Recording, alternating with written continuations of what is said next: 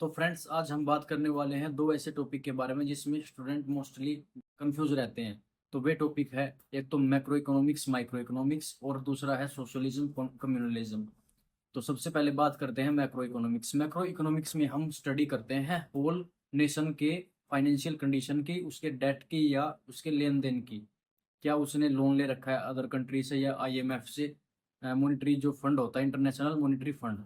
और दूसरा होता है माइक्रो इकोनॉमिक्स, जिसमें हम एक फर्म की या कंपनी की स्टडी करते हैं, उसकी फाइनेंशियल ईयर की या कुछ भी जो फाइनेंस से रिलेटेड है उसकी स्टडी करते हैं, वो आ जाता है हमारा माइक्रो इकोनॉमिक्स में। तो दूसरा है हमारा टॉपिक कम्युनलिज्म और सोशलिज्म। तो सोशलिज्म में कुछ पावर गवर्नमेंट के पास रहती है और कुछ पावर प्राइवेट कंपनीज या प्राइवेट सेक्टर के पास रहती है, किसी प्रोडक्ट की या मैन्युफैक्चरिंग या किसी भी चीज की। कम्युनलिज्म में all power belongs to government. जो कम्युनलिज्म में होता है कि सभी पावर गवर्नमेंट के पास रहती है, प्राइवेट सेक्टर के पास कुछ भी पावर नहीं रहती है, सारी हैंडलिंग कम्युनलिज्म में गवर्नमेंट करती है। अब हम इसको बाय एग्जांपल समझेंगे। मान लो कि एक आदमी के पास 3 गायें हैं, सोशलिज्म का मैं आपको एग्जांपल दे रहा हूँ। उस 3 गाय में से उसका काम एक गाय से चल जा रहा है, जैसे दूध का काम उसके घर में चल जा रहा है एक गाय से।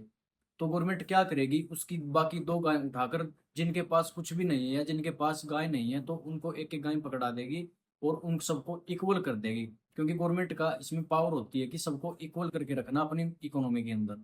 और कम्युनलिज्म में क्या हुआ कि 3 गाय हैं तो तीनों गाय की ओनरशिप गवर्नमेंट के पास रहती है। जैसे कि कम्युनलिज्म कम्युनिस्ट गवर्नमेंट बोलेगी कि जैसे ये तीनों गाय का दूध आपको चाहिए, सभी को चाहिए, तो गाय का दूध हम प्रोवाइड कराएंगे। आपकी जो ये इस गाय की ओनरशिप है वो हम ले लेंगे, लेकिन दूध आपको टाइम पर मिलता रहेगा, उसमें ओनरशिप हमारी जाएगी ओनली गवर्नमेंट के पास। तो ये डिफरेंस है सोशलिज्म में और कम्युनलिज्म में। सोशलिज्म में कुछ पावर रहती है गवर्नमेंट के पास, कुछ रहती है प्राइवेट सेक्टर के पास। तो यही बाय एग्जांपल मैंने आपको इतना ही एग्जांपल दे दिया है कि आगे आपको कोई भी दिक्कत इसमें नहीं होगी।